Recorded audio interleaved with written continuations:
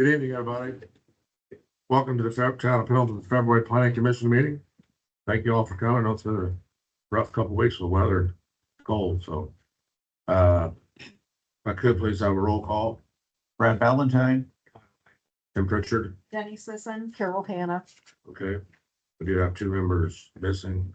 They're not online currently. Okay, They might show up. understand. If I could have the board to review the minutes submitted on your iPads. If any additions or corrections. I have an addition and I apologize, staff, I didn't see it. Oh, no worries. It is page 3. Paragraph. Yes. Halfway down, it starts Hannah Rose Urbanski presented. So there is a list of bulleted items and it has to do, it's a sub bullet actually. Retain existing tree line along northeast border of rezone property except for removal of dead or disease. It should also be invasive. Any invasive trees are also allowed to be removed per our tree list. Did I discuss that though? Yes. Okay. Yeah, anytime we go in, to make improvement, we want to clean it up. Yeah. Yeah, but it has to be the invasive that's on the Town of Pendleton's tree list. Yeah. That's it. Thank you, Jim. Any other additions or corrections? Make a motion, we accept with the correction as stated. Thank you, Brad. We have a motion to accept with the corrections. Do I have a second? Thank you, Kyle. All those in favor of the minutes as submitted with the addition of the corrections just read, please say aye. Aye. Those opposed? Thank you. All right. Old businesses petition 2026-001. Rezone 42 acres to single family via Lone Pine Development. So this is a petition that was continued from last month for a 21-acre rezone from our small lot agriculture, which is A2, to a single family SF3 for 42 residential homes at the corner of North Pendleton and 600 South here. So nothing has really changed in location or acreage. So unless you have any questions for me on existing conditions or anything, we'll move into the petitioner's presentation. Anything for me? Okay. Go ahead. Turn it over to petitioner Brian Toohey. President, members of the Planning Commission, good evening. My name is Brian Toohey. My address is 9294 North Meridian. Here with me on this case number 2026-01 is Matt Dunn, a principal in Lone Pine 2 LLC, which is an affiliate of Dunhaven Homes. Thank you for hearing our case this evening. Mr. President, members of the commission, if you would like, I might abbreviate some of the presentation since you heard it last time, and I'd focus on just the changes, but I'm also glad to go through it however you'd like me to. Changes are fine with me, I think. Okay. Thank you. And Hannah, will you move slides as we, okay. So to sort of summarize and remind us all, this is 21 acres at the northwest corner of 600 South and Pendleton Avenue. This site is owned by the Ernest and Jones Pike Farms Inc. And what we are proposing, as Hannah said, is to rezone the A2 to SF3. You can see the surrounding zoning is, there's the site in green. The surrounding zoning is SF1, A1, SF1 to the south, and SF3, which is the Kerrigan development just south of this development on the other side of 600 South. Next slide, please. I mentioned the last time we were here that this appears to meet your comprehensive plan because it proposes single family residential zoning. And that's what this proposed development is in this rezoning. Next slide, please. So at our last meeting, there was a number of comments and suggested commitments from the planning commission and from Hannah Rose and her team. And I think we've addressed almost all of those. I will kind of walk through those. You might recall that with 21 acres and 42 lots, it's about 2 homes per acre. And the members of the planning commission suggested that we consider having a connection between this common area here and this common area up here. And what there is now, there's a 5-foot sidewalk that runs like so. It connects into another sidewalk. And then you can connect up here into this path that extends all the way along here. In addition, there's perimeter sidewalks along the entire frontage of the proposed neighborhood. So a person could walk from the very south end of the neighborhood on sidewalks through up to these two common areas, all the way to the north end common area up here. I believe the Plan Commission also suggested in Hannah Rose that this not be a cul-de-sac and that this street be stubbed here at the end in case in the future there's ever future development, and we've shown that on our site plan. Another suggestion was to add in a playground area, which we did right here in this common area, and then there's a pergola and a seating area over here in this common area. We also added in, and I'll go through these in the commitments, a medium buffer, which is a heavier buffer along here to separate this from our neighbors, the Dillon family over here. Could we go to the next slide? This shows again these sidewalks, benches, playground, sidewalk through here, a pergola up here, a medium buffer yard, which we included in a commitment along this area. And also the Dillons asked that we agree not to build 2-story homes backing up to their house. So these homes, these 6 lots here that border on their lots, that would all be, those would be agreed to be single-story ranch style homes. Next slide, please. This shows the difference in those landscaping buffers. This would be a light buffer, which is what you typically see between residential developments. This is a medium buffer, which is a denser, heavier landscape buffer, and we would agree to put that into the area between us and the Dillons. If you can go back one slide, I'm sorry, you can see that's a heavier buffer along that area than along here along the street. Next slide, please. We showed a rendering of our sign. We know that sign might not meet your ordinance, so either we'll need a variance or we'll have to shrink it, but that's the idea of what our entry sign would look like. Next slide, please. The just the proposed lot sizes, I think I mentioned this in our last presentation, they range from the minimum requirement of 7,350 to over 15,000 square feet. About 80% of the lots exceed the minimum standard, so the lots are larger than would typically be found in a subdivision like this. That cul-de-sac is not going to be a cul-de-sac, it's going to be stubbed. So Hannah pointed that out, and I appreciate that. Next slide, please. We also have a commitment to maintain this border here, this tree border. The lots have been designed so they're set back from that area, as you can see from that one site plan. So one of our commitments is, other than diseased or dying trees or invasive species, we'll leave that tree line largely intact. Next slide, please. This shows that there's a good separation along our borders here between us and our neighboring property owners. And again, that street won't be cul-de-sac anymore. It'll come up here as a step street. Next slide, please. These are renderings of some of the homes that we would propose to build. And I believe we touched on this last time. These homes would range in size from about 1,600 square feet to approximately 3,000 square feet. And they will range in a estimated cost to purchase the home from about $375,000 to about $500,000 or $500,000. Slide, please. We show these homes, a couple of these homes like this one here and this one here. We're going to seek a variance on some lots in case folks would like to build a garage with a bump out to maybe hold a golf cart or, lawn care equipment, whatever. We'd like to offer our customers, our residents, homes with that bump out, and we're going to go before the Board of Zoning Appeals and see what they think about that. Next slide, please. We've had we engaged A&F Engineering to look at the traffic they can generated by this community. They concluded the number of vehicles for 42 homes is minimal in their estimation, and that the access point proposed on Pendleton Avenue will work safely and efficiently. Next slide, please.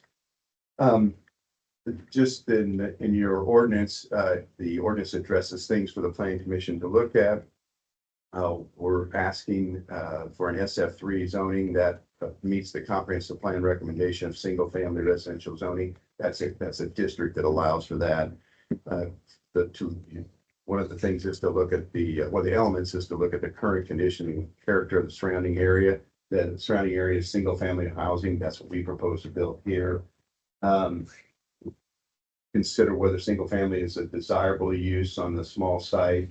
We think it is because there's, as you saw from the zoning map, there's other residential use around it. With 42 homes in that price range of $375,000 to $500,000, that will make a significant contribution to the tax base of Pendleton and should conserve property values in that area.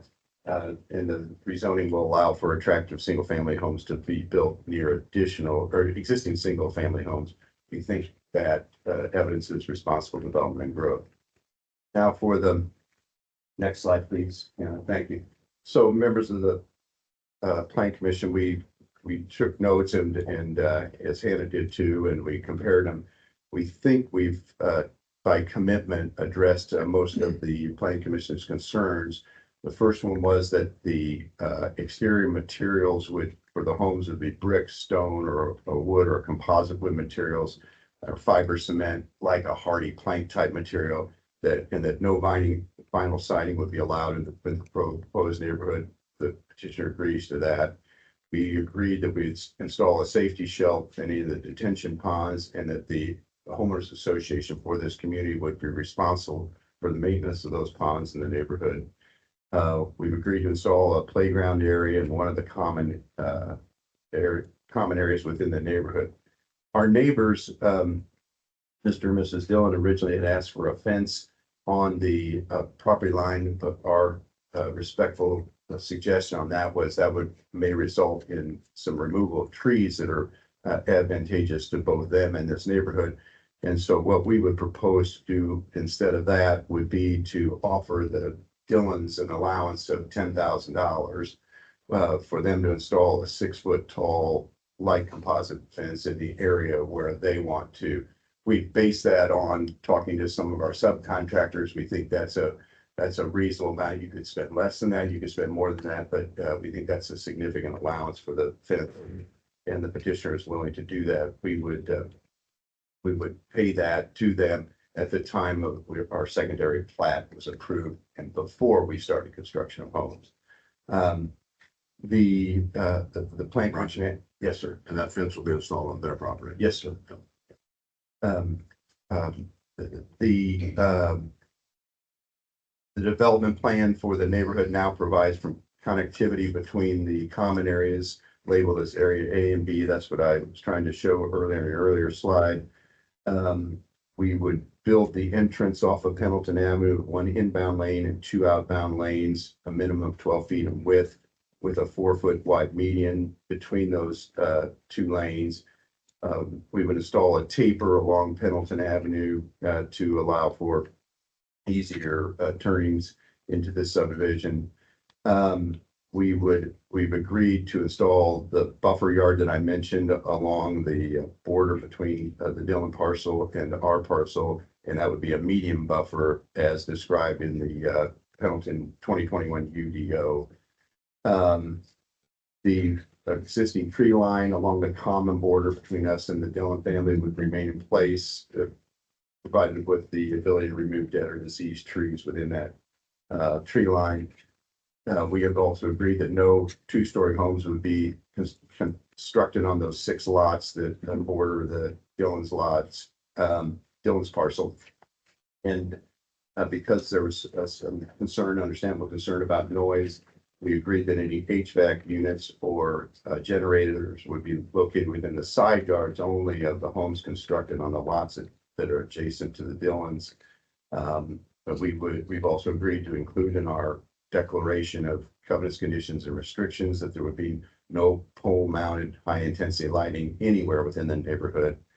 And we would comply with all applicable noise ordinances and construction hour work restrictions. Those are Pendleton hour restrictions during the development of the neighborhood. And then upon the planning of the neighborhood, we would dedicate appropriate right of way along the site's frontages on both Pendleton Avenue and County Road 600 South to accommodate proposed roadway improvements that may come along. And then the planners asked us within the last couple of days that we would agree to verify the entrance location off Pendleton Avenue for geometric and site distance purposes prior to submitting or along with the primary plat, probably come along with the primary plat. That's like, next slide, please. This just shows what I've been talking about. It kind of highlights. There's that sidewalk I mentioned along here, along the perimeter. There's the sidewalk here that connects the common areas up through here. Here's that road that no longer has a cul-de-sac in it. This is the area where that medium buffer would go in here. These are the homes in here that would be 1 stories and not have any HVACs or generators on the backs of those. And then this is the area where I presume the Dillon family would want to put their fence in with the allowance we've discussed. Last slide. So members of the Planning Commission, again, thanks for hearing our presentation this evening. To kind of summarize it, we'd suggest that it seems that this rezoning is compatible with your comprehensive plan recommendation of single family homes. It will provide sidewalks on both sides of the street within the community and then a path along 600 South and Pendleton Avenue to provide connectivity with surrounding areas. The proposed development represents a pretty significant capital investment. We think of approximately $18 million, which over the course of development should make a significant addition to the tax base of the town. This developer has a track record of developing successful residential neighborhoods here in Pendleton. And lastly, we've agreed and would make part of our presentation there's several commitments. I think there's 15 of them that we discussed at our last meeting. We'll try to answer any questions you might have, and thanks for hearing our case tonight. Thank you, Mr. Stewart. Or any questions, Mr. Stewart?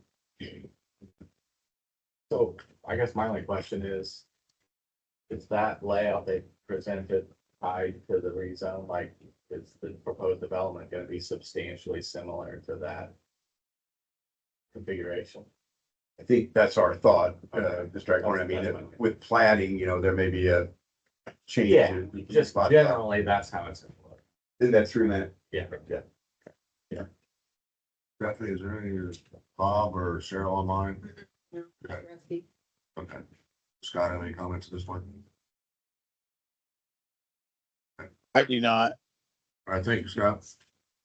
All right, hearing no comments from the board or Scott, I'll open the public hearing now. Do you want me to do my? Do you want to do anything else? Go ahead. Yeah, go ahead and do your staff. Check it to you. No, let's go ahead and do that.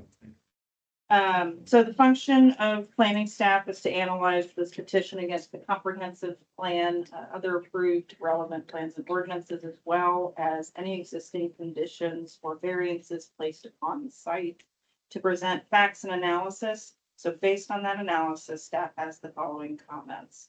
The proposed rezone is in character with surrounding uses, and proposed product, the housing product, is in line with surrounding property values and housing styles. The rezone adheres to the future land use map of our 2025 comprehensive plan and provides roadway stubs to potential future development to the west and the north, as well as providing trail and sidewalk connectivity, both interior and surrounding, to existing neighborhoods and the park. So we usually list some potential conditions to consider. So we've just put as listed in the petitioner's submitted commitments. We are in agreement with. Thank you, Adam. Mhm. All right. Any questions for Hannah or anybody? All right, I will open up the public hearing now. If anybody from the The audience or public or neighbors would like to speak on this on behalf this time? Comments? Sir? Make a quick comment, Sure, but I need to step up to the mic, don't I? absolutely. All right. My name is Kyle Jarris. I'm at 630 North Pendleton. Quick question, and it sounds like it does. Do the sidewalks connect to Carrot Glen as well? I just don't want this to be an isolated community. I want it to have access to the park system, but also to Carrot Glen if possible. So, the property line does not really go over Okay, I far didn't know how enough far to, over. to get there, but we are trying to figure out a way we can put sidewalks on the south side to finish. It's a one. So there's skip that loop. one Yes. sidewalk that leads to Yes. nowhere and. So we do have plans when the intersection gets improved with this project to hopefully be able to do that at that time. However, it wouldn't be part of this petition. Understood. Thank you. 600 south. Thank you. We also have intentions to work with the developer to connect to the entrance of Carrot Lane off of 600 south. So then that way we can put in a crosswalk that town would do that, to be able to have that connection then before we can do that mass installment of the sidewalk there around the perimeter. The intersection. Yeah. Anyone else? Hi, Kelly Dillon, 719 North Felton Avenue, bordering property.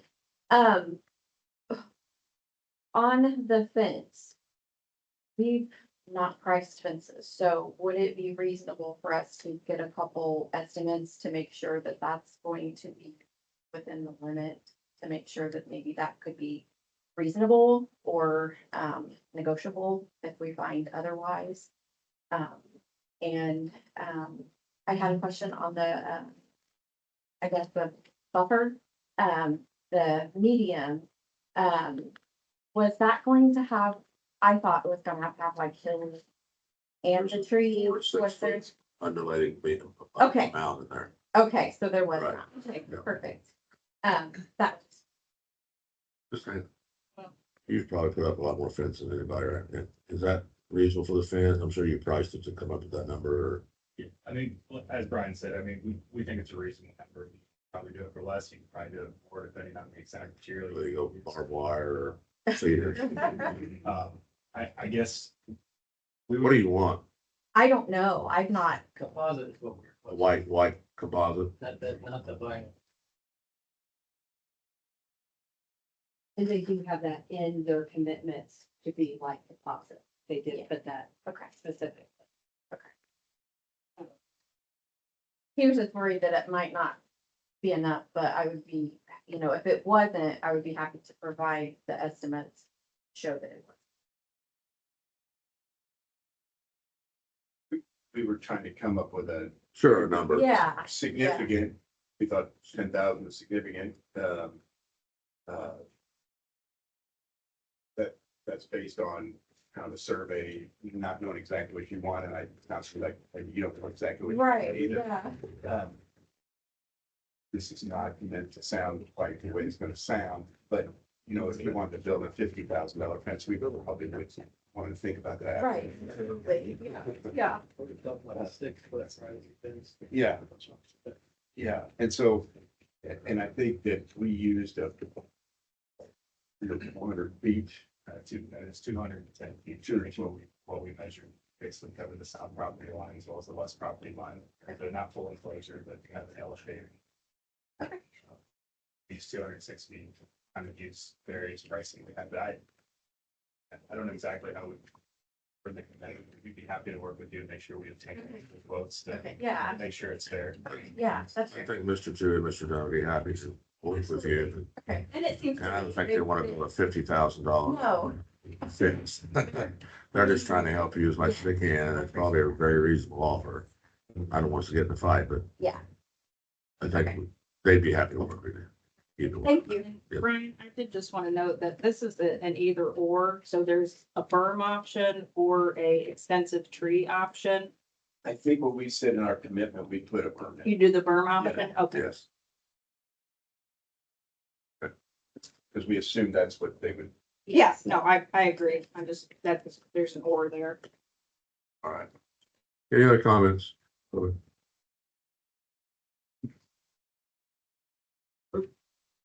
Chris Cochran, 4249 West, 10 South. Just curious if, as part of the development or overall town plan, there's any contemplation for improving 600 South? That road, if you've driven on it, it's kind of a mess.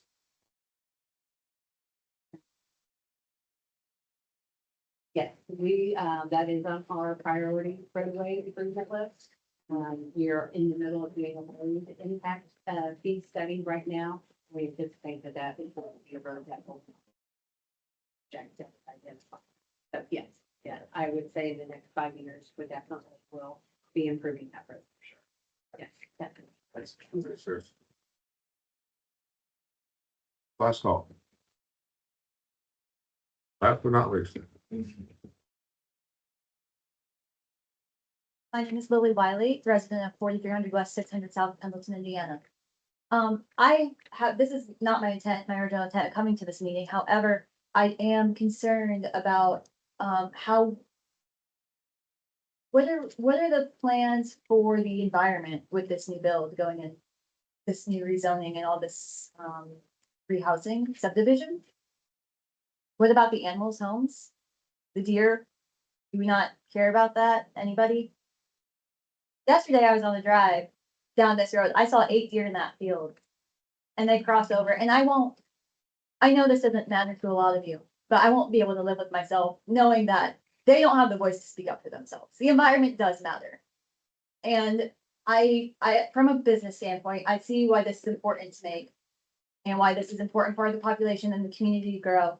However, I do think that the environment is important. I would like to see how, if there's any kind of shrubbery or trees that will encourage wildlife to still be around in this community. There'll be probably a lot of activity around the pond in the back there with all those trees. That's gonna be planted in the fields north. A lot of deer in the park, cross up there, I know. A lot of deer from there north of Nestle are all up in there. We have deer all over town, we have coyotes in town. Yeah. Thank you. Thank you. Okay, thank you for your comments. Anybody online, Jeff? Okay. We're gonna close the public hearing at this point. Any more questions for staff or Mr. Judy, Mr. Dunn? All right. So, hang on. At this time, I entertain motions for 2026-01. With recommendations committed to by Dunhaven Homes and Mr. Judy. And also, might put a paragraph in there that the fence is still negotiable or whatever. I think comes either way. If it comes in cheaper, you're gonna get the money back, right? Okay.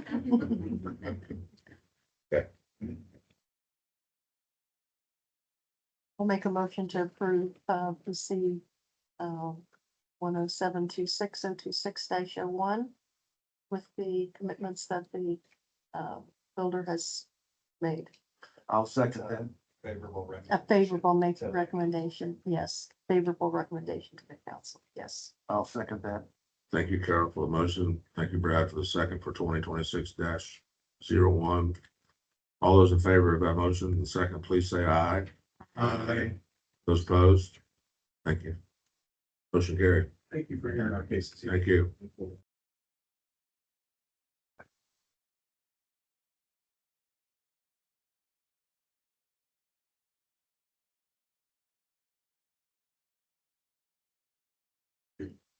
Okay, next item on the agenda is we're going to do UDO. Yeah. Okay. So we've been discussing for a couple months now, adding 700 South from 13 to 750 into our gateway overlay area map. So this is our existing map. This is where you guys have discussed potentially adding the gateway overlay on top. So this is our I'm going to show it to you on 3 different maps. So this is a thoroughfare plan. Essentially, this is where 146th Street will eventually come through in some regard. And then showing it on our future land use map via the comprehensive plan. So gives you a good idea. Again, this gateway does not pertain to residential, which is shown here in this yellow. If it happens to not be residential and it's commercial, it would be within the gateway. If any of this ends up developing as residential, not commercial, it would be excluded. Also keep in mind, this is where Lapel meets our borders, so this would only be on the south side. Lapel is not interested in amending their code at this time to include this in their plan. So this is the updated description. All these are in the gateway overlay section of the UDR, are just descriptions of how they are right now. So we've included kind of where it is, what's going on right now. Hopefully gonna go get some pictures in the spring that aren't from Google Street View when the snow melts, because we do have some structures out there, the boat company and the concrete plant. So maybe update those a little bit, but essentially it's just describing what 700 currently has characterized right now. So this would use the 200-foot highway zone category. So that would be again center line south only. So it's pretty cut and dry. And then all of those gateway overlay standards would apply to this. So any edits or anything in the description you want me to add, take away? Again, I'll probably get some updated pictures in here, snow melt.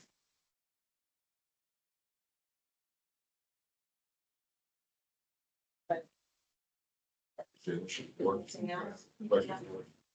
Carol, No. Discussion on that? comments online? No. I do believe we have to open this for a public hearing. All right. Yeah. We'll go ahead and open the public hearing now for the gateway overlay concerning 700 South, State Road 13. For any comments or questions in that area? Okay, hearing now, we'll close the public hearing. All right, any other questions or comments? My only request would be that we continue to work with Rappel to see if we can bring them on board and get their alignment so that we can truly maximize what I would consider the gateway into South Madison. Sure. Yeah. So continued work would be my only request. Thank you, Brad. Okay. Entertain a motion to accept the gateway overlay expansion. I'll make the motion to accept it as currently written. Thank you, Brad. Do I have a second? Thank you, Kyle. All those in favor of the gateway overlay expansion as detailed, please say aye. Those opposed? Thank you. Yeah. Okay.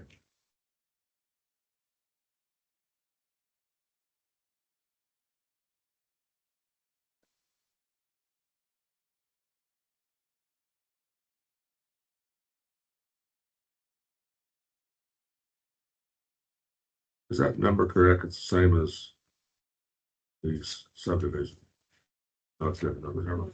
Different on the front here. Okay. Yes.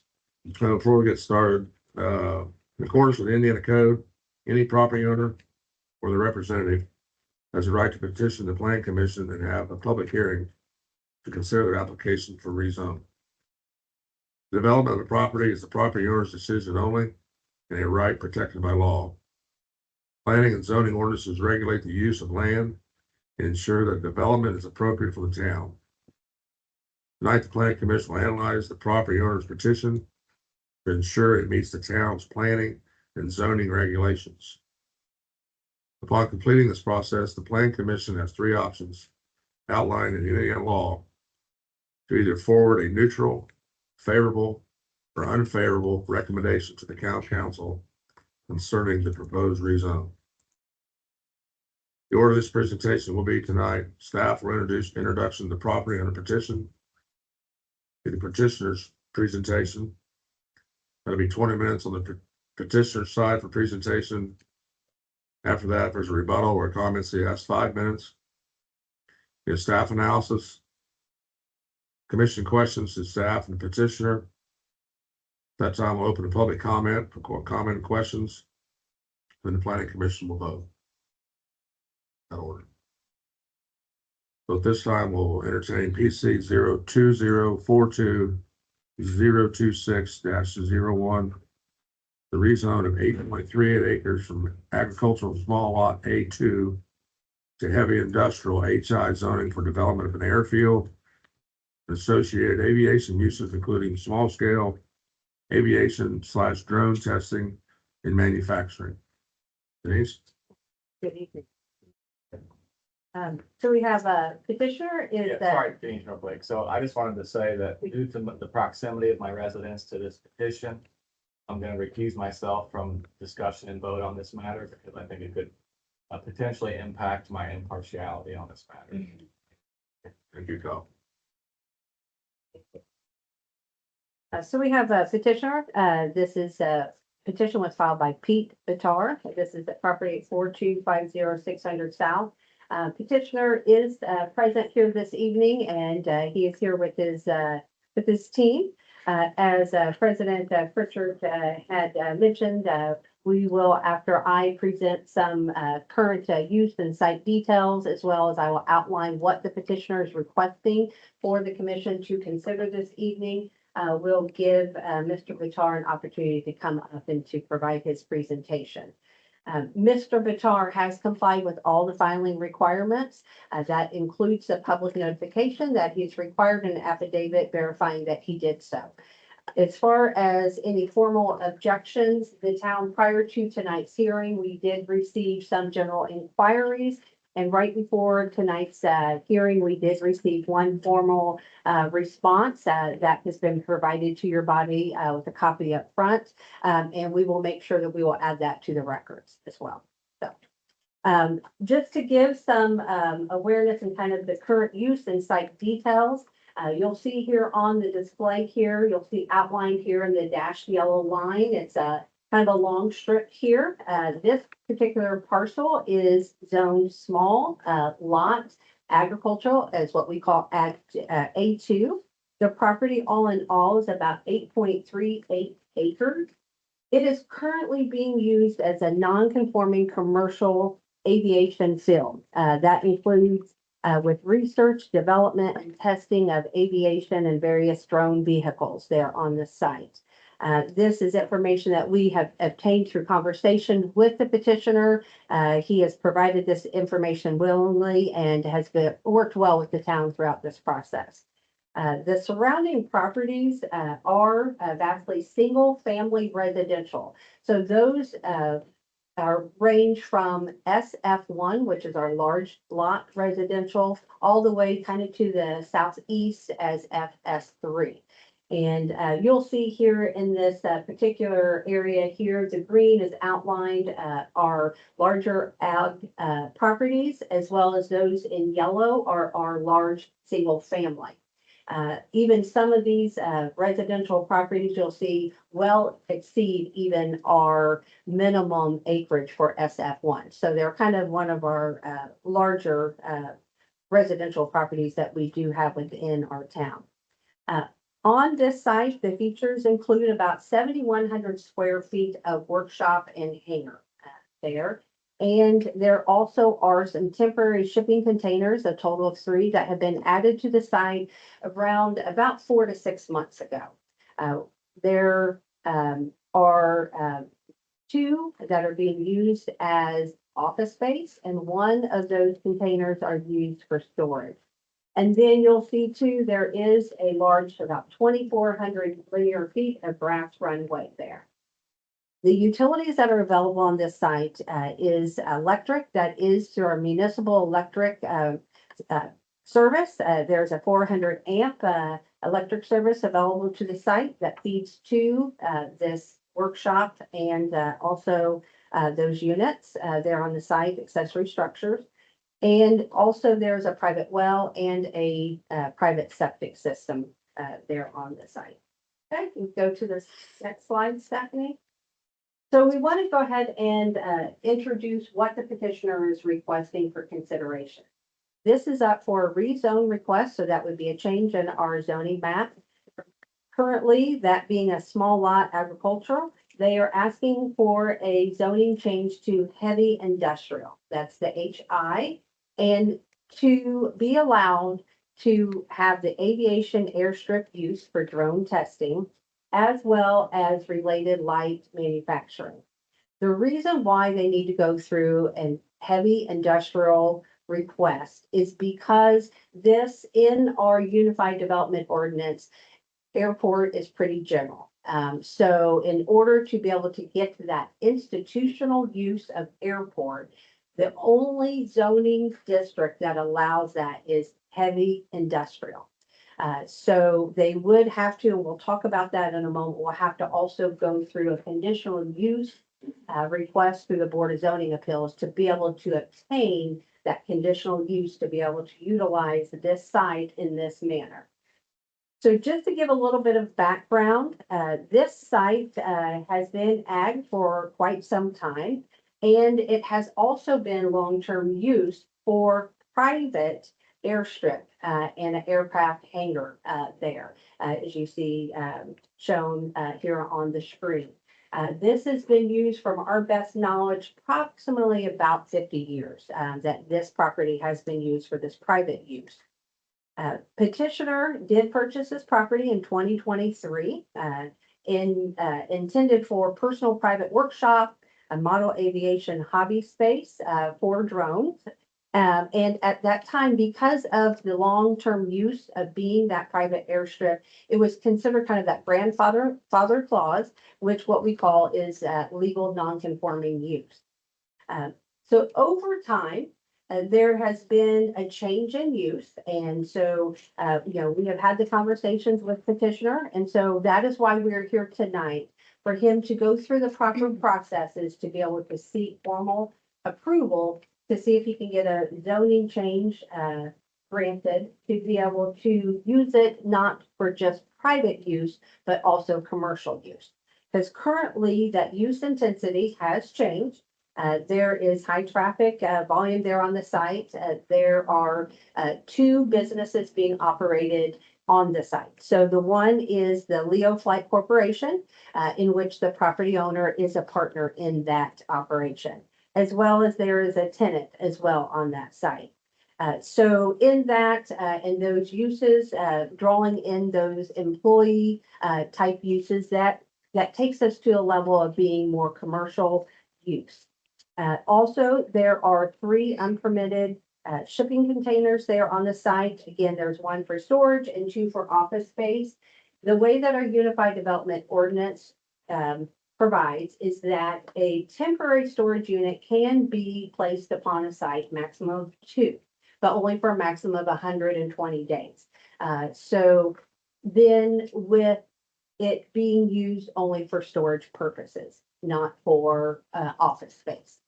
So there's intentions that he would modify this site to bring it into compliance to be able to use the proper type of accessory structures or primary structures to be able to have that type of usage on that site.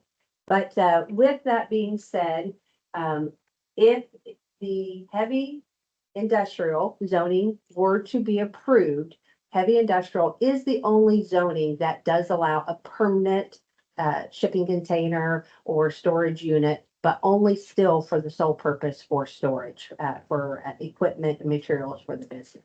So again, we have had these conversations with the petitioner. He is in full understanding that this is just one step of several in order to be able to exercise and be a legal operation with this commercial use that he currently has on the site. To be able to continue that current commercial activities and operate, he also has, and he's going to share with you what he envisions and what his desires are for this particular site as light manufacturing. So that would then enable him that as he does research and development on these drones, that he would also be able to manufacture them on the site. So in that being said, the processes that we would go through would be first through this step 1, Plan Commission a zone map change for heavy industrial. The second, he would also be subject to in need of getting a conditional use variance, as I mentioned earlier, for institutional use for an airport. That would go through the Board of Zoning Appeals. Then the next is that right now, the way that the site is with the front road frontage lot width, it does not meet the requirements for the minimum width for heavy industrial. So there is about 150 feet road frontage. 200 feet is the maximum or the minimum for HI. So that would be at least one variance from developmental standards that staff has identified that you would have to go through. The other piece is as well is that for heavy industrial, there is requirement to be connected to public utilities. So that would include water that is not a private well, as well as also sanitary sewer versus the septic system that is currently on the site. The only way that you can go around that is through a variance to the Board of Zoning and to seek an exception, and perhaps then at that time that they can identify a time limit of when he would have to connect into those public utilities. And then the last is, and that's kind of reference here down below, chapter 3 of the UDO on page 53. The provisions outline that if there is a change of use, then the site has to come in full compliance of the development standards of the Unified Development Ordinance, chapter 3. So that would encompass going through a full site development plan review. That would be assessed through the planning department and our technical review committee. And we would be looking at that point in time, we would make sure that setbacks were met, height requirements were met, front facades, exterior materials, buffer yards, landscaping, parking, circulation, maximum impervious surfaces, all those types of requirements, we'd have to assure that those are met as well. So that being said, just kind of wanted to bring you up to see as far as what is being asked for tonight. We're going to pause as staff unless you have any questions for me at this moment. And then we will turn it over to petitioners to be able to share with you what his desires are for this particular site. And then we'll come back and then I will give my staff analysis. Thank you, Denise. You're welcome. Board have any questions for Denise at this time?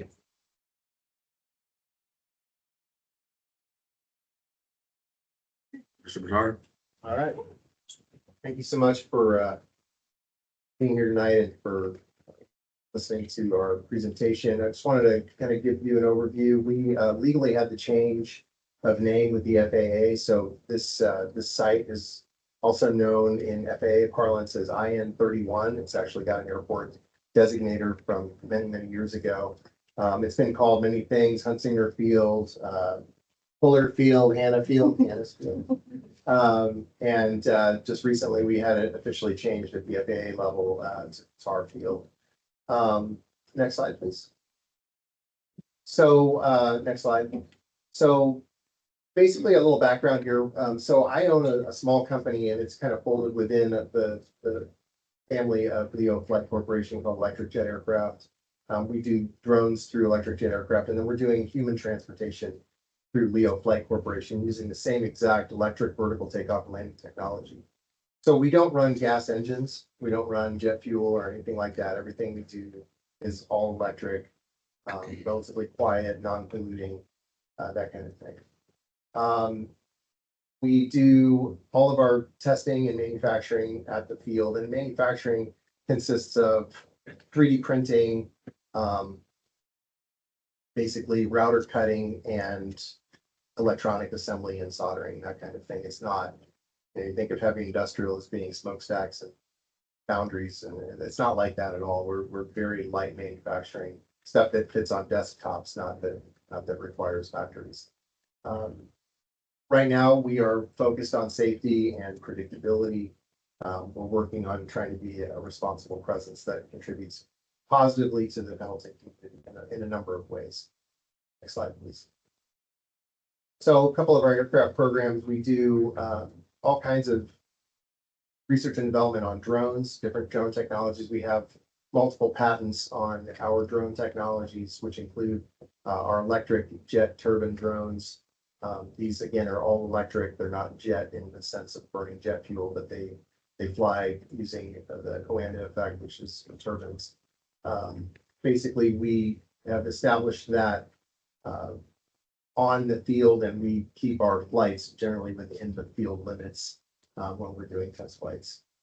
Operations are planned, regulated, and limited in scale and consistent with the current use of the field as an airport. Next slide. We also are developing human flight propulsion technologies, including the Leo jet bike. Next slide. This is a single seat aircraft. We've actually built and tested the working prototype that you see there on the lower right-hand side. That is a Part 103 ultralight, doesn't require a pilot's license, something that can be flown by anyone, and it's our entry into the field of electric personal aviation. Basically your own flying car. We're calling the jet bike sort of your own flying motorcycle. So we're doing some super exciting things, very forward-looking, very forward positive. Next slide. Couple pictures here of the two different designs that we are working on right now. Got a 2C variant that we're hoping to develop and start flying in 2027, but this year's project that we've been working on for a few years now is the 1C jet bike, as I mentioned before. Next. This is just a picture of us at CES. We were at the Consumer Electronics Show just last month, about a month ago. We had several thousand visitors to our booth. Great response from tech community and so on. We were listed as one of the 10 best booths in all of CES. The Consumer Electronics Show is probably the largest technology show in the world. So we were very privileged to be there. So we're making a significant impact in bringing attention to Indiana and the aerospace industry in the state as well. Next slide.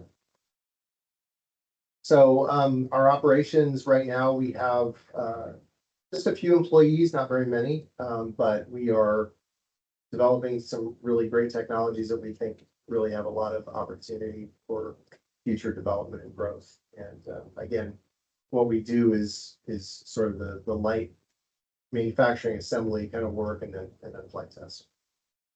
Next slide. So our goals for the community as a whole and for Pendleton's economic development picture is to create high skill, well-paying jobs for the next generation. We've already hosted open houses and the neighborhood cookout. We plan on doing more of that for community outreach. We operate advanced manufacturing that is clean and quiet. It's not stamping, it's not loud, it's not polluting. We contribute significantly to local tax revenues, including sales, lodging, food and beverage taxes, income, and property taxes as well, of course. And we provide additional on-site security that supports the surrounding area. So we have external cameras that we can help keep an eye on things. If there are any incidents, those cameras have the potential of picking up intruders going into our neighbors' properties or whatnot. We're also looking at doing some expansion eventually to include purchasing further property to the north and to the east and west, actually, of the field. We're surrounded by farm fields primarily. So one of our visions long-term is to improve the drainage. There's a large retention pond at the north end of our property that is just outside of our property, where the drainage from our neighborhood as well as the neighbors goes to, but it's all completely silted over right now. And part of that is up to the drainage board in Madison County to take care of what they're doing, possibly the state for I-69 drainage. But for whatever reason, over decades, that's become silted. And our objective would be to ultimately acquire that and dredge that out so that we can improve drainage, partly for our runway, to keep the runway usable, because right now, if it rains any more than 3 days in a row, it's a swamp. But also to things that will benefit the entire community as a whole. And one of the other things that we bring to this is the fact that we are keeping it as an open field. So, you know, not developing it into housing property and that kind of thing, but rather keeping it as an open area where we will have eventually maybe a paved runway, but other than that, it's just going to remain an open area. Next slide. So what we're seeking right now is approval for the zoning change. This was mentioned by Denise earlier. If approved, then we would be working with the town of Pendleton on a development plan for the property and future growth. Also approve future expansion, creation of facilities on the north end of the property. So our goal is not to just stay in our current facility, but to build something closer to the highway. Ultimately acquiring property that's closer to the highway there. And moving primary operations north. so that we're away from neighborhood areas or anything like that if we're allowed to grow. And so the idea is to really just at the short term to survive, to do business and to grow, to meet all these objectives. How am I doing on time? Did you want to do your video? Yeah, can you show a couple of videos? That'd be great. Yeah, we've got a couple of just 1-minute videos. Kind of show what we do. Does the sound working? Should be. Okay. We tested it like 3 times, just to make sure.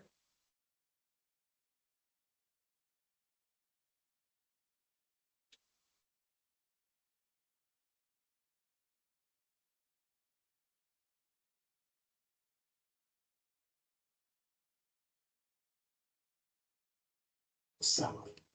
He dreamed of building spaceships, the cars of the future. Today, he creates supercars. Meet Pete Bizarre, pilot. To revolutionary flight technology. What if a supercar design? The dream of rockets and an adventure of flying machines work together to create the Leo Coon. But it's as easy to use as your car. But you can cruise at over 200 miles an hour. And you can land and charge the pad just about anywhere. What if the dream was already real?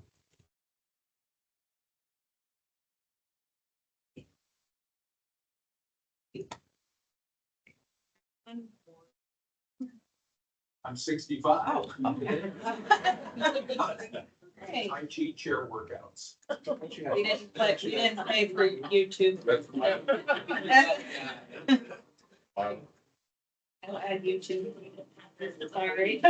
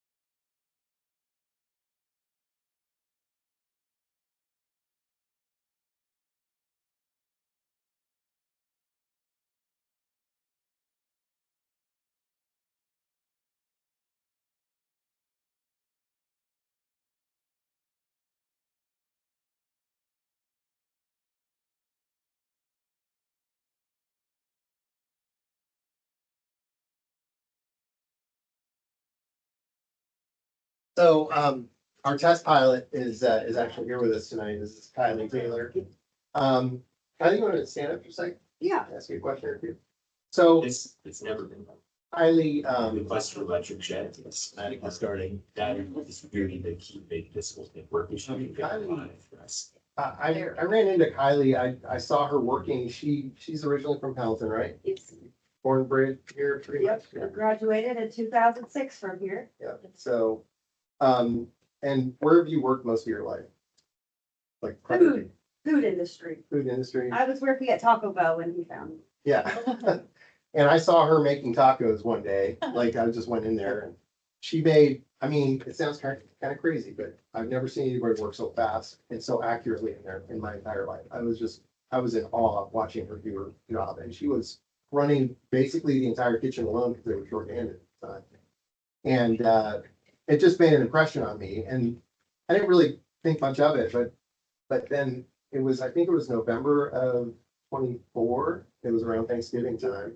We ran into each other at Falls Perk. Yep. And I asked you if you'd worked at Taco Bell, and you said yes. And I said, wow, you're just, you've got amazing skills, and would you ever be interested in doing anything different? Like, I jumped right on board.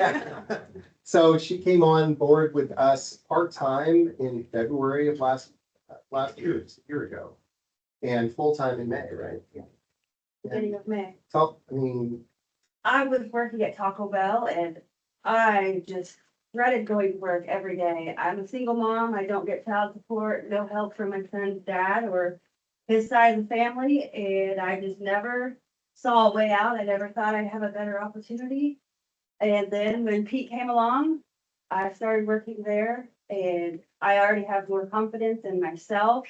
And it's helped me and my son out tremendously. And I finally see a better future for myself and my son. And he's also helped my brother out and brought my brother on board. So he's really helping the community. He likes to help people, and I think what we're doing is really great. I want to say too, that just on Kylie's behalf, I mean, she has blossomed into the person that I was envisioning when I saw her making tacos. I mean, she's amazing. She's running our entire tech department right now in terms of soldering and assembly and all of that. So she's just phenomenal. Super exciting. I get to learn new things all the time and do new things every day. Yeah, and you don't have a degree, do you? No. No.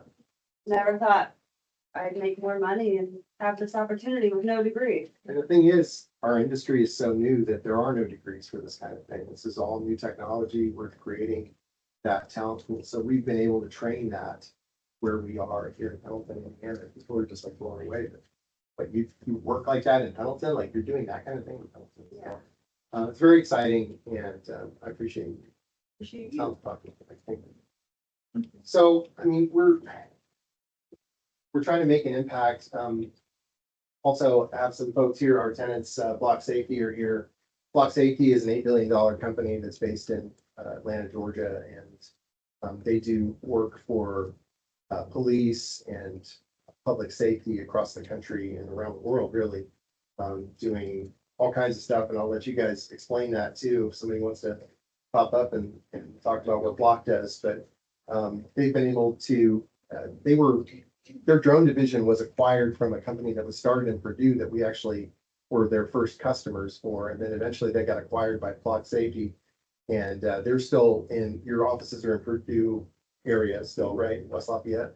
But they came here to Pendleton to work with us to do their flight training and stuff like that. So this is Caleb Dual Lens. Hi, my name is Caleb. As Pete mentioned, one of the greatest parts about aviation is that we do actually demand open airs area to operate. So our actual ground impact is relatively low. One of the other awesome opportunities about the development that Block is doing, being a public company, is that the point of drones is to do one of three things: the dull, the dirty, and the dangerous. And when we put aircraft in the hands of first responders, they're able to separate themselves from risk, do more appropriate assessments without having to put people in the way of potential danger, which allows them to do what's called force multiplications. Allows them to respond faster, get the right services in the right place quicker. With us, Block being on site, we're able to test our aircraft over a lot of the farm field, which is a great advantage for us. We're also able to develop these technologies in a relatively low impact area, where we're not putting homes at risk by operating anywhere else. We don't have a lot of airspace risk. Our systems are intelligent with a lot of automation, where we will actively avoid other aircraft in the area. We're able to see those things and move out of the way. We also have a radar system that is a primary feature of our suite of infrastructure, I suppose. And the drone in the box solution is inevitably the entire intent of what we do, where an aircraft can live inside a ground station, fully electric, charge, swap batteries, go back up in the air to help first responders get eyes and see quicker. Our aviation division is still growing and developing. Our current platform is about the size of this desk, and we don't currently intend or foresee getting much bigger than that. Yeah, you guys do work for Noblesville and some other local communities. Oh, yes. Oh, yeah. We're out in Noblesville. A lot of, we have Quincy, Marion, something, I think Bishop as well. Anderson has some, they help us all.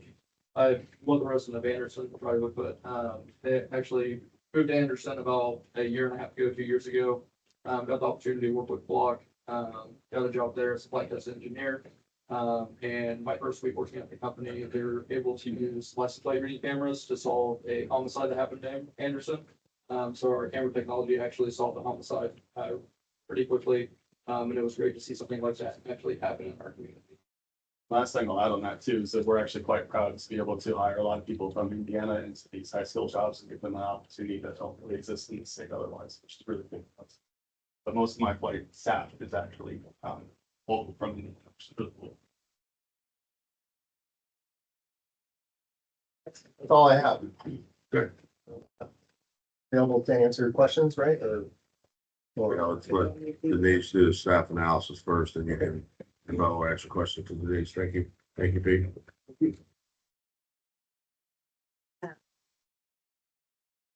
Thank you for sharing that with us, Pete. I appreciate that. And, definitely appreciate the line of work that you do, the fact that you have, and I appreciate your story as well. So the function of the planning staff is to analyze the petition against the comprehensive plan, other approved relevant plans and ordinances, as well as any existing conditions and or variances placed upon a site, to present facts and analysis, and based on that analysis, staff would like to provide the following comments. So in our review, what we have to do is we have to take a look at all of our planning documents that have been developed, worked, passed through Plan Commission, Town Council, and all those planning documents also are vetted through our community. That is with community feedback and input as those plans have developed. A few of our plans that are kind of primary in our analysis is staff. One is our Unified Development Ordinance. That is a document that is joint between our zoning ordinance and our developmental standards. And then our second one that is big for consideration for the 5 criteria that you see outlined and below are the criteria that your commission then will take in consideration when you make a decision. But the second one is our comprehensive plan. So I just kind of wanted to break those up and kind of outline each of the facts that were identified in those plans in comparison to this request and what is existing on this site.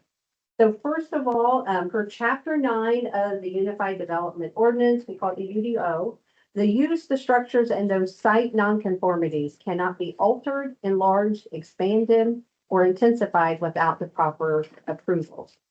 This property has clearly, and we all agree, and understand that it has experienced a change in use from that prior legal non-conforming use, which was that private airstrip and workshop. Also in Chapter 3 of the UDO, that change in that land use is subject to all of the developmental standards. Currently, the site is not in compliance with the UDO, both even as in some facets, the ag zoning classification that it currently is. And if it were get approved to the heavy industrial, it also would have some standards that would not be met. In particular, too, with those temporary storage units that are on that site. Per the Chapter 2, there are minimum road frontage length requirements that we talked about earlier this evening that would not be met. There is a minimum of 250 feet, but this particular parcel only provides that 150 feet. Staff also has to take a look at the surrounding areas. So that is not only what type of properties and development that are anticipated to come in, but then also currently on and in place today. But we also have to look at the public roadways and public infrastructure. The road infrastructure being 600 South may not be adequate for what we would anticipate as staff to bring in heavy truck traffic if there is light manufacturing that would take place eventually on this site if that rezone was approved. Also, there are required utility standards, has to be connected into that municipal water as well as that sanitary sewer that is currently not met, unless then the Board of Zoning Appeals would approve then an exception until those can be connected in down the line. That desired use as well as the current land use would require those additional approvals that we talked about earlier. So taking a look at the comprehensive plan, this comprehensive plan we had last done in 2018, but we went through an update in 2025. So in our 2018 comprehensive plan, the areas that are outlined, and not only for this agricultural property, it was deemed that it would stay agricultural property. Those around it was a mixture of agricultural property, and residential single-family use. In our new comprehensive plan, all that area has been deemed and envisioned to be all single-family residential use and development in that area.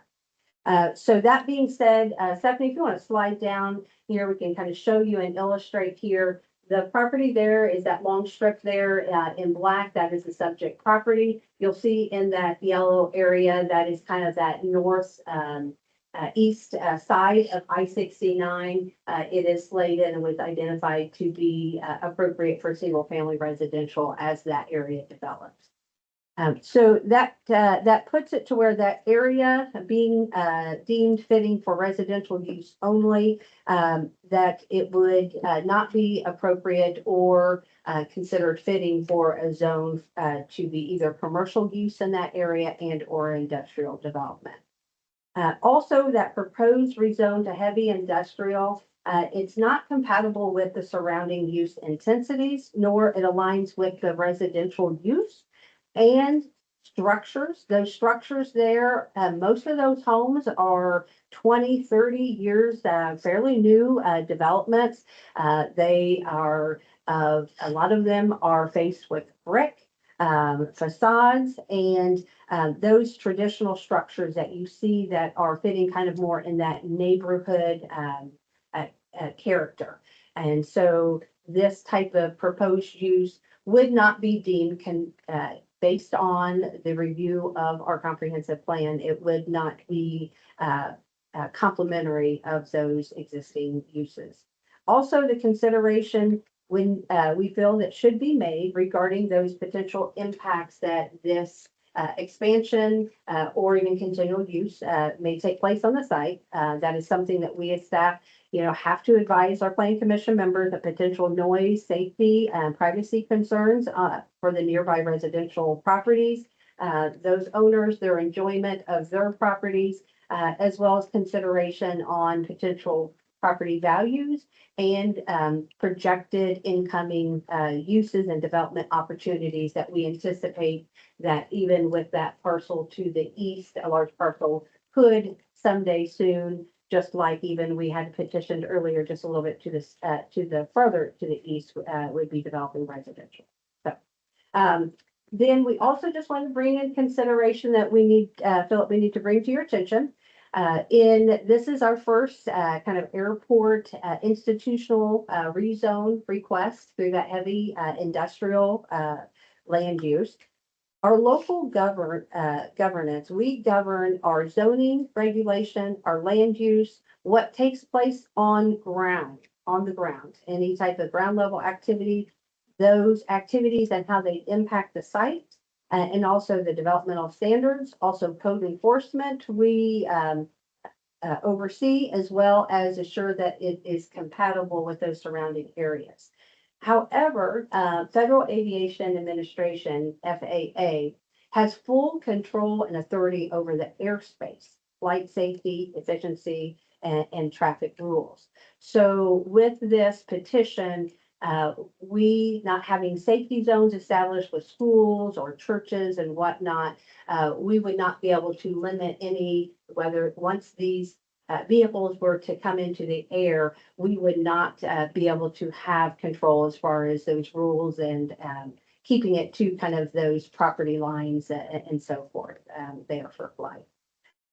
However, we also, airport is a blanket allowance in our Unified Development Ordinance. There's not levels, there's not phases, there's not variances.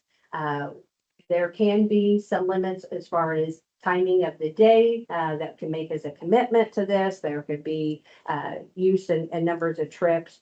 But as far as authorities goes, it is a blanket definition if there was a conditional use that was agreed upon on this site with this rezone request. However, I just want to again say, petitioner has been very respectful to the town, worked very well with town staff over the last couple of months.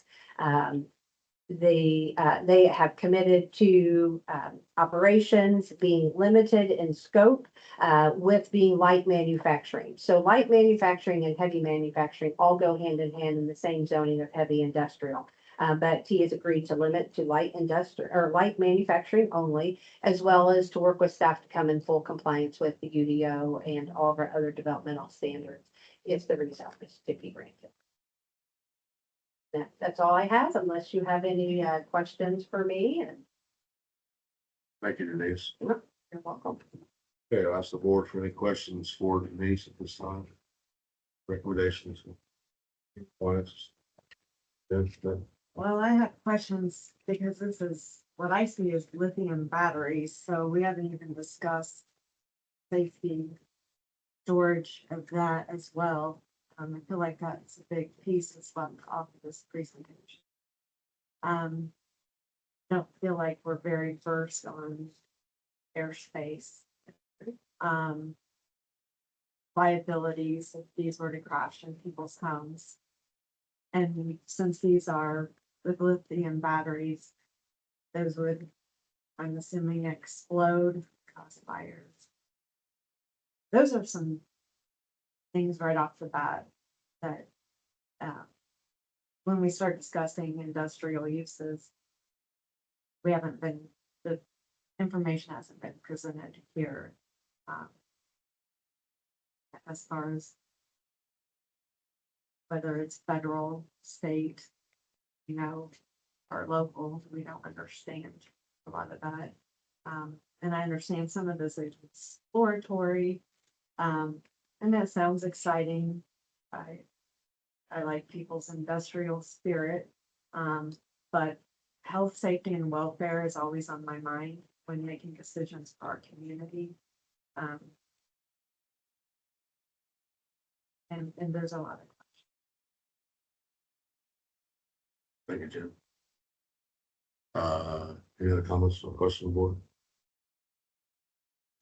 This may not be for the staff, but in the event that these products scale, how much additional building and development would be required to scale the operation to fully support it at this site? Or is the plan to keep this only as research and development and manufacturing moved elsewhere?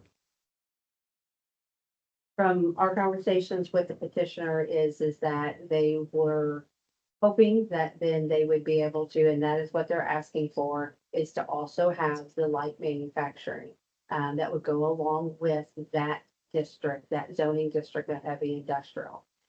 Would be intentions, as he mentioned in the presentation, of developing a new structure in the north end of its property, potentially purchasing some ground to the east from the neighboring owner to be able to expand into a structure that would have to come into compliance with all of our standards, but it would be for the intent and purpose to be able to manufacture and produce and then sell this product. So taking a look at what I would call phase 2, 3, and 4, as the two product lines begin to scale, is there any discussion as to how many additional square feet of manufacturing light industrial structures would be required to basically inventory, warehouse, manufacture, ship, et cetera? So our long-term plan is not to actually do large-scale manufacturing at this location. We are very interested in ultimately growing this, working with a manufacturing partner, both on the defense side for drones, as well as on the civilian side for the flying vehicles, the personnel vehicles. So to what Denise was saying, our primary focus right now has been basically research and development and flight tests and developing the technology and getting the manufacturing of the product figured out so that then we could scale that. And actually, what's interesting too is we are in discussions with the city of Anderson. NTN, which is exactly across the highway from us, straight, if you flew up the north end of our runway, you'd fly right over the NTN building. They have available space for manufacturing and they're already obviously zoned for manufacturing. So if we wanted to keep it critical and not work with another company, that's probably where we would expand in terms of manufacturing the heavy stuff. In terms of like large scale. We really are kind of more of a small scale manufacturing operation. If we're gonna manufacture, it's gonna be for testing, test orders, things like that, not for 100,000 drones or something like that, which we are actually talking to the US military about, tens of thousands of drones. That's something I neither want nor have the skill set to manage that level. So that's not really in the site plan for us, like where we would want that on board. Regarding a building in the north, the whole idea was to move away from neighbors ultimately, so that we're not bothering anybody when we are doing larger scale testing. So when we get into the flying car stuff, that is more, large, just even at the R&D level, building a dozen of them is going to take a lot more space than what we have here.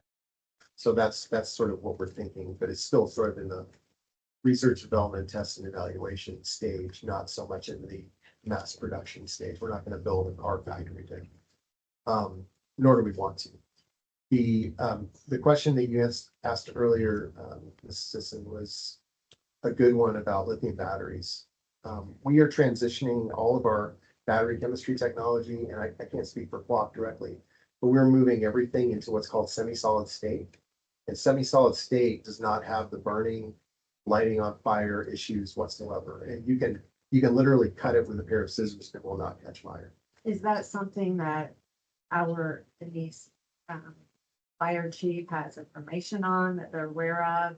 If something were to catch on fire out there, do they understand what is currently being held there to be able to appropriately respond, that we're not putting our firefighters' lives in further danger by trying to put out a fire? Well, lithium batteries, just so you know, lithium batteries are extinguished by water. You don't have to use a non-water chemical or anything to put out a lithium. But generally speaking, we store our lithium batteries in a safe manner and isolated. We are in fact working right now on buying some sort of industrial level safes to actually put them in for long-term storage. But lithium batteries don't just spontaneously explode. Actually, it happens during either mistreatment or like you said, a crash or something like that.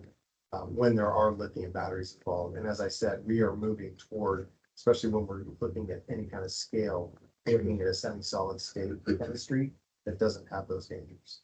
So that will be within a year or so, that'll be a good point for us. We'd have to connect with you, guys.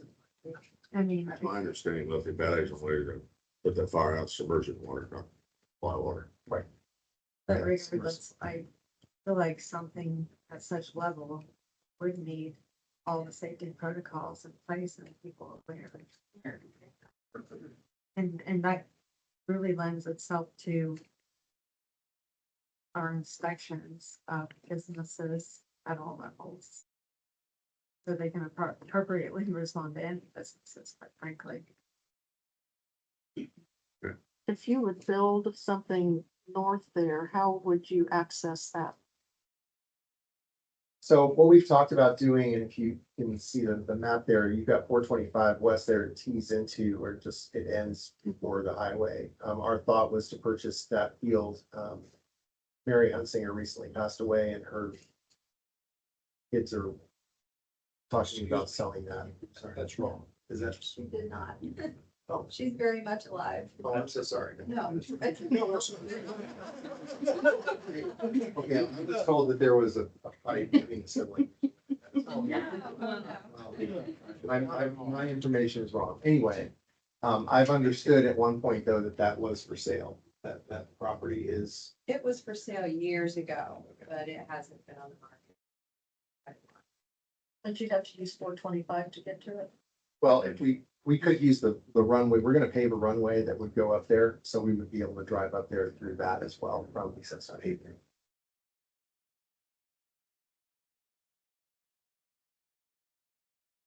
Question. Thank you, Mr. Clark. Any more comments and answers for the public hearing?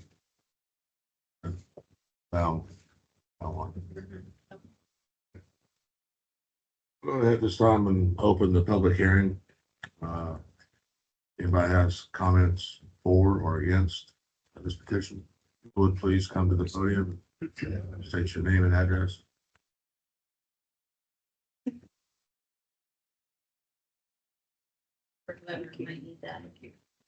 Good evening. Thank you for allowing me to speak. I did write this prior to tonight and I have learned a lot. State your name and address. Oh, I'm so sorry. Okay. Marissa Muir.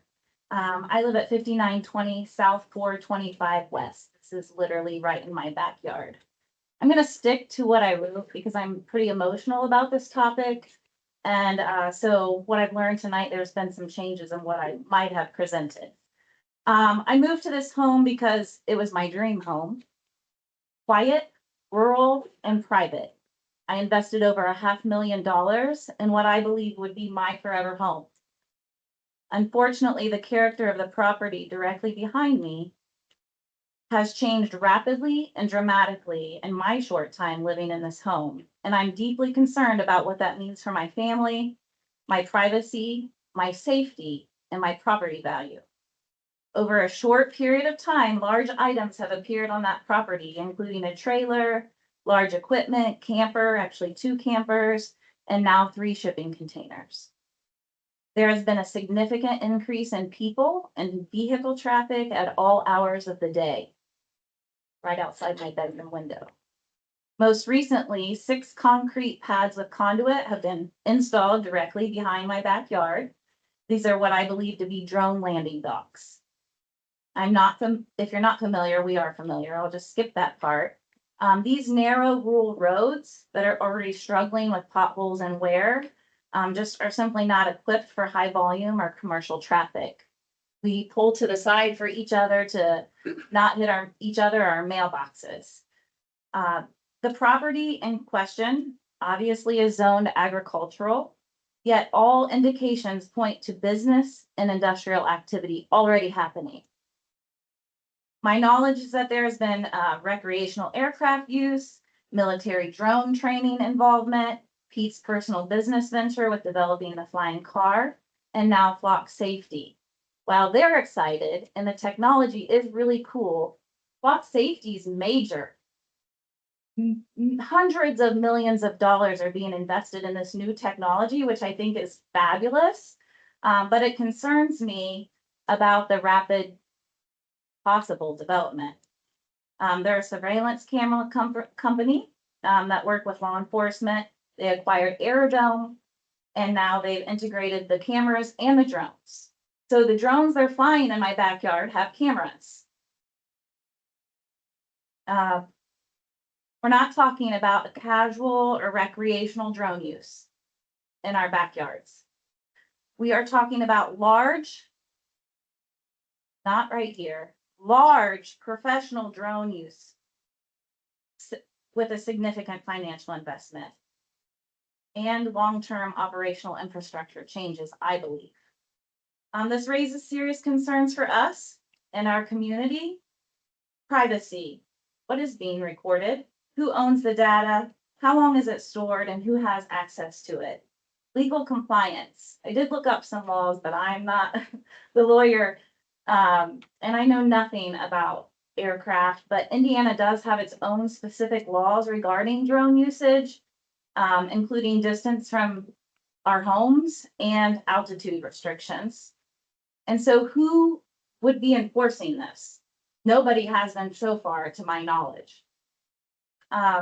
Oversight, who will monitor the drone operations and what agency is accountable? Safety, what happens when the drone malfunctions or causes property damage or worse, injures someone? And the storage of materials is questionable. Operators, what are the credentials? of the drone pilots, noise pollution. They're not quiet. Not when I'm enjoying the sun in my backyard. The people nor the drones. And what would it look like if it were more than 2 or 3, like I have experienced? Hours of operation, what will be the hours? Is this 24/7, especially if it's used for police? For 911 calls, would it end up being from morning till all night long? And then property values. This development has already, in my eyes, diminished my property value personally. The industrial equipment, containers, all of it, it's an eyesore, unfortunately, in a neighborhood. I want to be clear. I don't believe any of us truly fully understand the operations that are happening in my backyard. Granting a zoning change of any kind at this time would not be responsible. So I would simply ask that without having a transparent, detailed plan, both short and long term, as it was mentioned earlier, to at least put a halt on this decision to further investigate and find out more information. That this transparency would allow residents like myself to make informed decisions, whether this is something I can live with or not. This isn't what I signed up for. This wasn't what I spent $500,000 for. And I need time to make a decision for myself and my family. I choose Pendleton, came back, raised my children here, came back from Noblesville for its character and the community and its rural peace that I purchased. And I'm asking you to protect that, not just for me, but for everyone who chooses to live around this area. Thank you.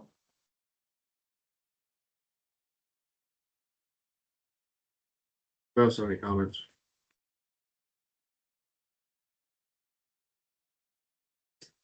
Good evening. My name's Ryan Cox. I live at 4225 West Cutters Ave in Pendleton. I live directly across the street from the actual hangar itself. So I'm here today to fully object to the rezoning of approximately 8 acres from agricultural to heavy industrial. Instead of using emotional language, in my response, I'm instead going to use the UDO language. Chapter 1 of the UDO states that the purpose of the ordinance is to promote public health, safety, and general welfare, minimize conflicts among land uses, protect and conserve the value of land, and guide development in a manner consistent with planned growth. These purposes apply to all zoning decisions, including rezoning requests, and require consideration of whether heavy industrial district is appropriate for this location.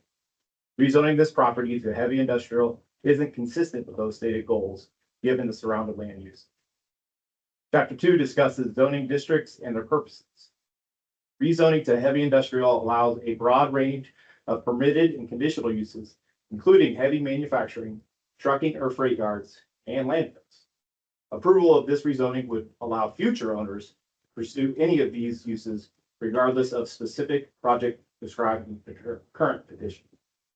Chapter 10 of the UDO, defines heavy manufacturing as uses that, quote, ordinarily have a greater than average impact on the environment, create significant impacts on the use and enjoyment of adjacent property, and may involve such impacts as noise, odors, fumes, glare, and health or safety concerns. Because these uses are permitted in the heavy industrial district, the Planning Commission must consider whether these impacts are appropriate for the surrounding properties. In conclusion, this petition is not merely a request to allow a single project. It's a request to permanently reclassify property to the most intensive zoning district recognized in the Pendleton UDO. The ordinance itself acknowledges that uses permitted within a property zoned heavy industrial may generate significant impacts on adjacent properties. Approval of this rezoning would conflict with multiple areas of the UDO, and because of this, I respectfully ask the Planning Committee to deny the variance. Thank you.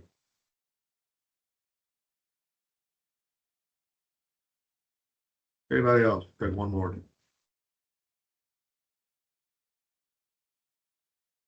City Farms, Samantha Brown. My address is 7719 Cambridge Drive. I am the controller for Leo Flight. Mr. Bitar here. I've known him for 6 years at this point as one of the most, You live here, is that a Pendleton address, ma'am? joint. Is that still okay?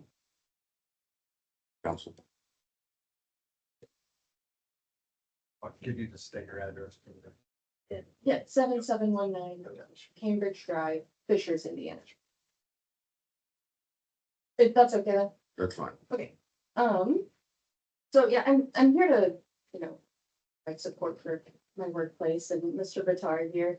I, having been in Fishers for 29 of my 33 years, I completely understand the concerns, of the community, of the growth in their backyards. The bad mouth my own city. I get it, and I understand how scary the label might be. But, I want to just give credence to, what our actual plans are. Very light manufacturing, maintaining the airstrip, airfield kind of, atmosphere that it has been for quite a while. And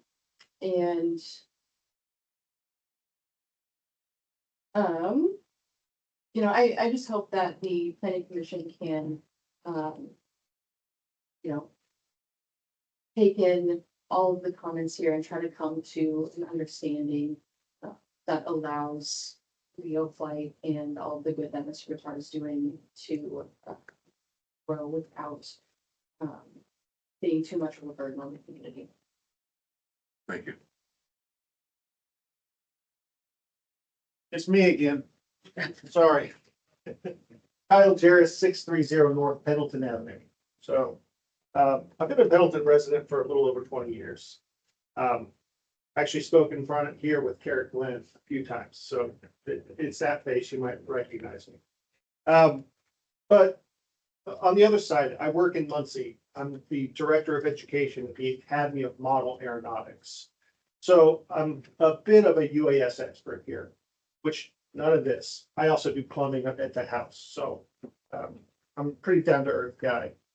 I want to share just a few things about air mobility with you guys. I promise I'll be quick. Just a few data points that might help you guys understand how this can impact the community outside of the heavy industrial nomenclature. It involves national sector growth. U.S. advanced air mobility, it's projected to reach $115 billion annually by 2035. That's a big growth. That's going to support over 280,000 high-paying jobs. We heard from someone who started out at Taco Bell and did a heck of a job. There's nothing wrong with working in the service industry. I've been there myself. When you can see that potential and grow that into a career that involves using your intellect, using your skill sets to do manufacturing, to solder at a desk, to develop circuit boards, that's something we should think about. That's something we should all be excited about engaging with and providing that opportunity to our fellow community members. Indiana's lead in this industry just announced just a few weeks ago. Indiana is now an FAA designated national drone test site. One of two that's recently been announced in the US. Now that there's been a decade between their first set. I think there's 12 across the US right now. That's a pretty big deal. Governor Braun has recently done an Indiana initiative for drone dominance. They're drafting strategic plans. They're going to try to help local firms in this domestic drone supply chain. This is an opportunity for Pendleton to capture some of that financial support for the community. And that's something we should recognize. As far as LiPo safety, trust me, I've seen LiPo fires. They can cause terrible damage. I know people who've lost their homes, their garages. But there are ways to mitigate those risks.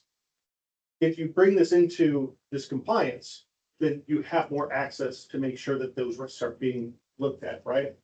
you have more wherewithal to go visit the site to ensure things are up to safety standards, and I think that's important. When it comes to who's regulating it, who's looking at it, it's the FAA. If it's aviation, it's the FAA.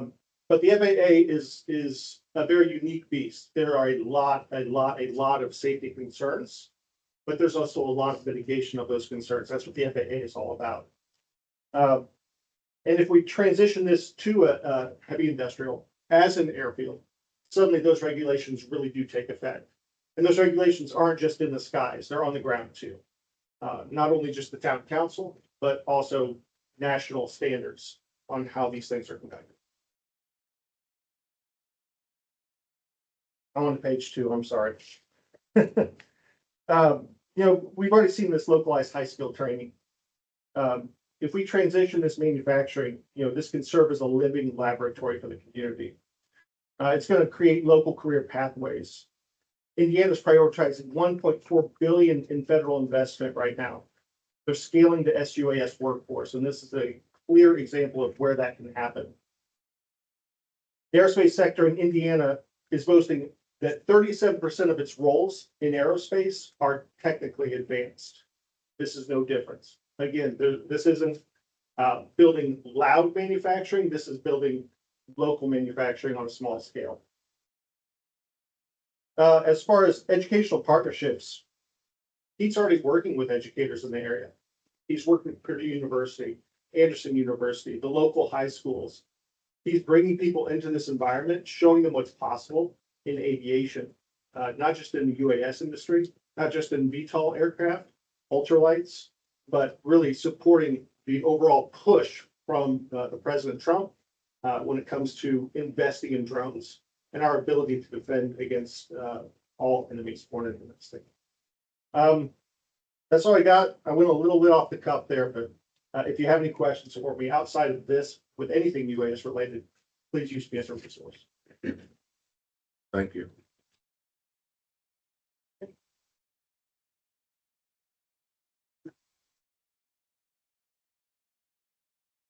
Hi, my name is Jack Moffett, 4201 West 600 South, directly across the street from the airfield.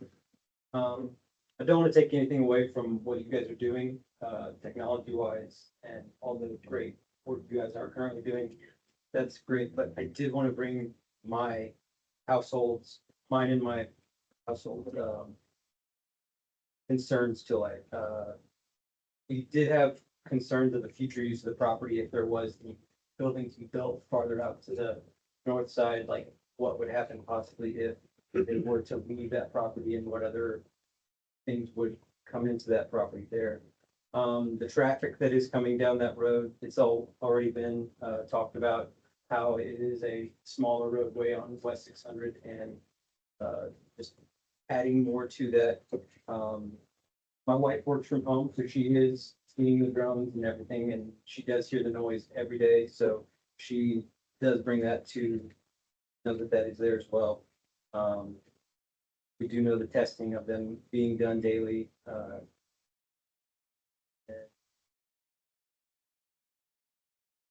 Just wanted to second everything that my neighbors have said about our concerns of what is going on in the area. Thank you. Thanks, Cheryl. I'll make you the last one. We're kind of getting a little redundant here. It's short, it's gonna be short. I live at 4300 West 600 South. Just real quick, I wanted to object to the rezoning of this property. No one on the panel wants to live next to a business where at any time there's 6 to 20 strangers hanging out at the day or night and they're in my backyard. The road business is not in, the road to the business is not engineered to handle the traffic. And it is currently, and it has no city utilities provided, and God forbid there's a battery fire.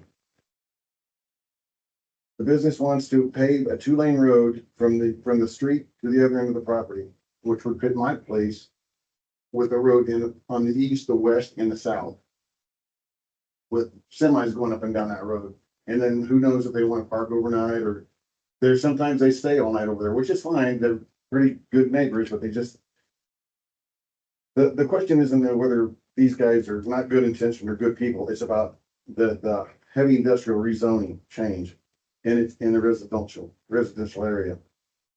When this board has come and gone, and this business has come and gone, the property will still be zoned as a business and sold as a business.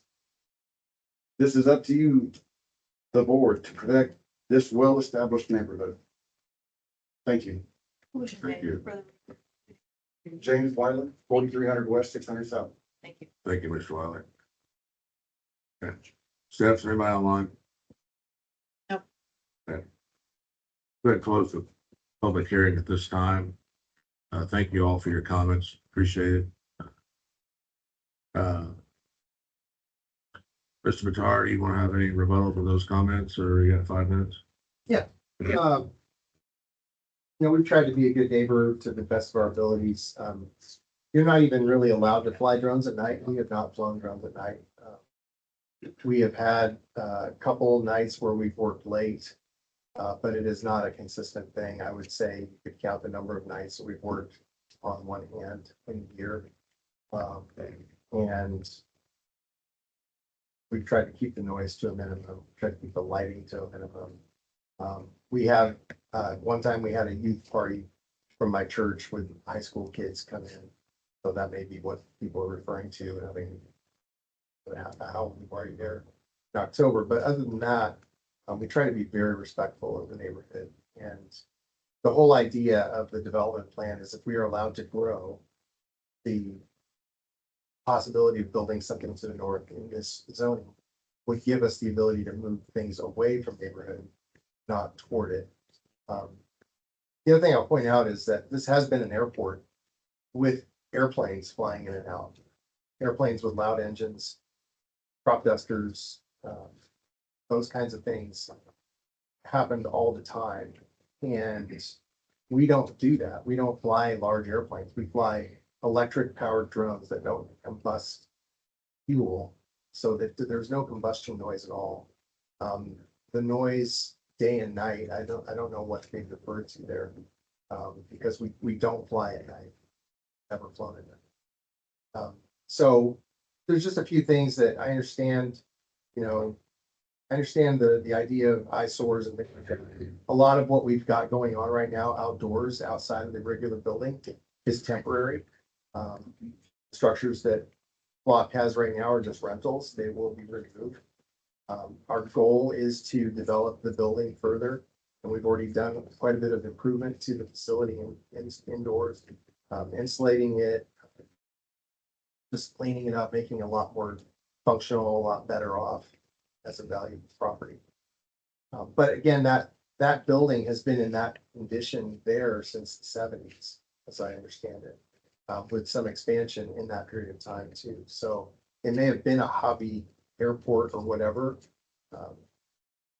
But you guys can correct me if I'm wrong, but was it not for crop dusting at one point? No. Singer Farms. Came in and loaded up. Yeah. Okay, so it's being used for regular large airplanes that are infinitely more dangerous than what we're doing there right now. So all I'm trying to say there is that from a safety and all of that perspective, when it's a known airport, it's been an airport for a very long time.